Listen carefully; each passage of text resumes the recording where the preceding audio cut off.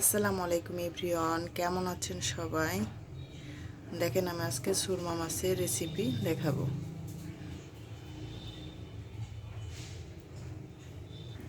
মাছটা আমি কেটে ধুয়ে পরিষ্কার করে নিয়ে নিয়েছি লবণ আর হলুদ। এটা দিয়ে আমি মাছগুলোকে সুন্দর করে মেখে নিব। এখন আমি মাছগুলো তেলটা গরম করে নিয়েছি, এর উপর ভেজে নিব।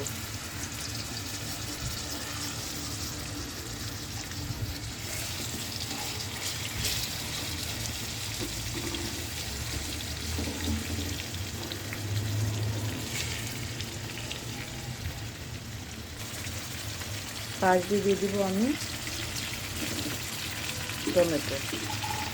টমেটোগুলো ভেজে নেব।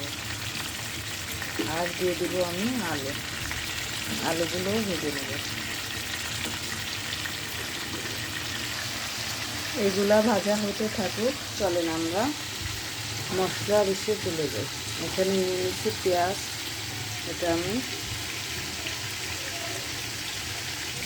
ব্লেন্ডারের জারে নিয়ে নিচ্ছি। এখন নিয়ে নেব রসুন কুচিগুলা। এখন দেখেন সামান্য আদা, বেশি না, এক টুকরো আদা আমি নিয়ে নিচ্ছি। আর এটা হচ্ছে মরিচ বাটা আর জিরে বাটা, এটা আমি পাটায় বেটে নিচ্ছি।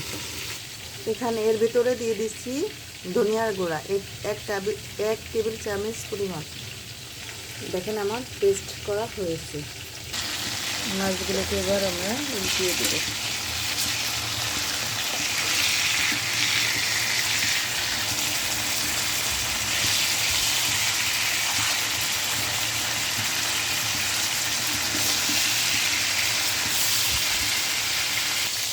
ভাজা হয়ে গেছে, এখন আমি এগুলো তুলে নেব।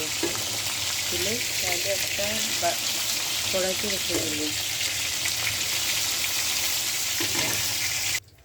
আমার তুলে নেওয়া হয়ে গেছে সব। এখন আমি এই তেলের ভিতরে দিয়ে দেব মশলা। দিয়ে দিচ্ছি আমি তেজপাতা আর দারচিনি। দিয়ে দিচ্ছি আমি মরিচ বাটা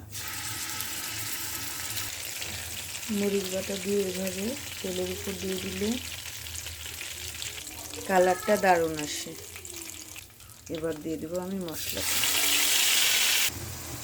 দিয়ে তেলের ভিতরে ভালো করে কষিয়ে নেব।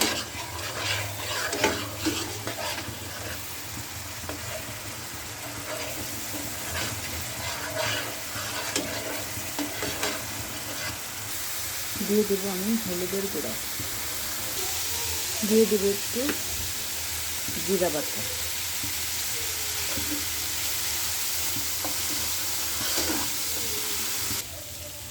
মশলা কষানোর জন্য দিয়ে দেবো আমি পানিটা আমি ব্লেন্ডার জারটা ধুয়ে দিয়ে দিচ্ছি।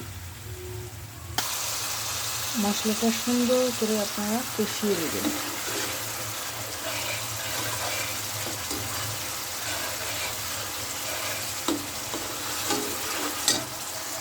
এখন দিয়ে দেবো আমি বেশ পরিমাণ কিছু পানি। এখন দিয়ে দেবো আমি মাছগুলো আমি একটা একটা করে দিয়ে দেবো। এখন আমি ঢাকনা দিয়ে ঢেকে দেবো।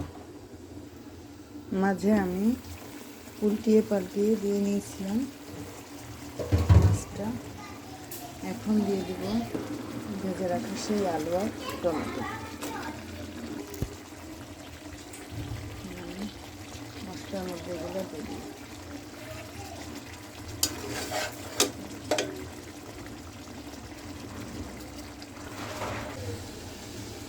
হয়ে গেছে আমার রান্না। এখন আমি উপর দিয়ে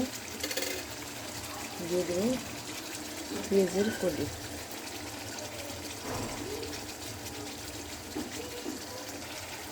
রান্না শেষ, চুলাটা অফ করে দিলাম। দেখেন আমার ফাইনাল লুক মাছের। দারুণ স্বাদের রান্না। ভিডিওটা ভালো লাগলে সাবস্ক্রাইব করে পাশে থাকবেন। Thank you.